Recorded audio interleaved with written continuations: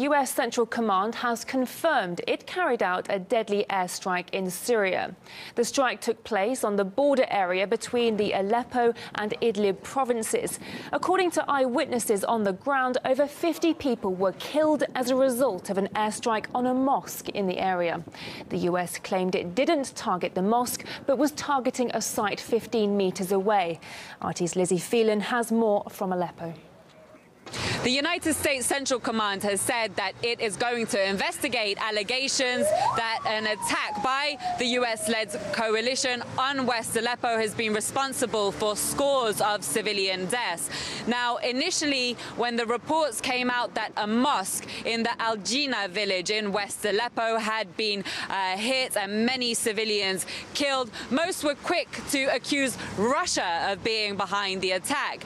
Indeed, at the same time, the Americans were saying they were instead responsible for an attack on Al-Qaeda militants in Idlib province. However, when pictures came out online showing that the missile used in the attack on Al-Jina was a Hellfire missile, the fragments of that missile were shown in pictures online. They say they didn't directly attack the mosque, a claim which is contradicted by opposition sources. Those opposition sources also saying that prior to the attack they were observing US-led coalition planes in the area. They say there were in fact 2 airstrikes.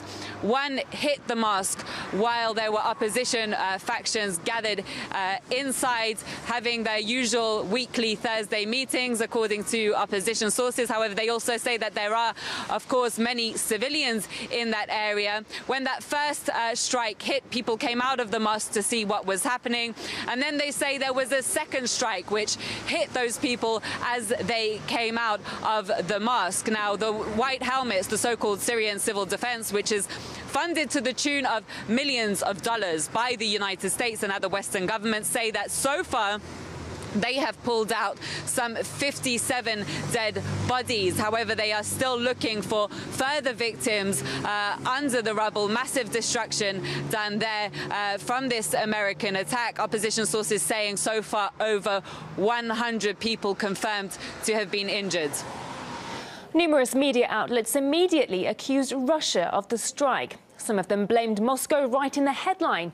Others were more careful, deciding to remind readers about accusations of Syrian and Russian strikes from the past, right under the completely different subtitle, US air raids. And the false claims were not fixed even after CENTCOM's admission. Well, let's now discuss this further with our guest, Damar Wakaf, political analyst focusing on the Middle East. Mr. Wakaf, thank you for joining us on the programme. Now, let's first address what's possibly most curious about this entire story is the media coverage here. Several outlets decided to go directly to straightforward accusations towards Moscow. What do you think of such journalism? Well, it's basically not accurate. We've seen this in the past. In this particular incident, they were proven wrong very quickly, but you have all sorts of accusations that are yet to be proven wrong. But it is this practice of jumping into accusation or using whatever tragedy that takes place in order to lay blame on this side, which is like Russia and Syria and so on. It's fairly, common practice these days. Now, CENTCOM has said it's looking into the reports of civilian casualties. How balanced can an investigation like that be? Don't you think an independent inquiry would be more useful? Well, it could be needed in a sense, although the Americans could just come out and say, look, we've had high-value targets known to be gathering in that particular place in that particular hour, and we wanted to bomb them anyway. It's this second attack that your reporter Lizzie said or mentioned is what is really curious. In a sense that this really undermines also all the accusations and all the drama that we've seen in the Security Council about Russia killing innocents and so on and so forth. There are, for example, also all sorts of accusations on the Syrian government using chemical warfare, and in no attack that is alleged or reported or whatever, we've had so many people killed. In a sense, if they want to come up with an independent investigation, say, let's just see the United Nations, it's going to be pretty damning. What probably is needed is, or would be, for the Americans to get away or to get out of this, clean as possible, although it's very damning, is that indeed high value targets of Al-Qaeda, there have been reports of Abdullah al-Muhaysini, a key or a prominent jihadi figure of Saudi citizenship, allegedly present in that particular meeting. If this was to be true, then the Americans can get away with it. But if you have Hellfire missile fragments, then it's not going to be easy to get away with.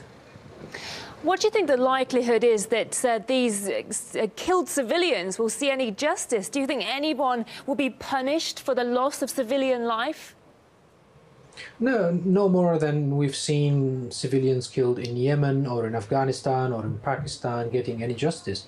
It's just common practice. These apparently drone strikes that target these prominent jihadis, you will have collateral damage. The problem is that it was a prayer time, and a lot of people would have been gathered or should have been expected to be gathering in that particular mosque. And we've seen images coming out this morning actually of the building, and the targeted area or the targeted building is not 15 minutes away from the mosque. It seems to be part of the mosque compound. So probably people should have been more aware of what they're doing, but it's unlikely, going back to your question, that any civilian would get any justice out of this. OK, Ammar Wakaf, political analyst focusing on the Middle East, thank you for your time. Thank you very much.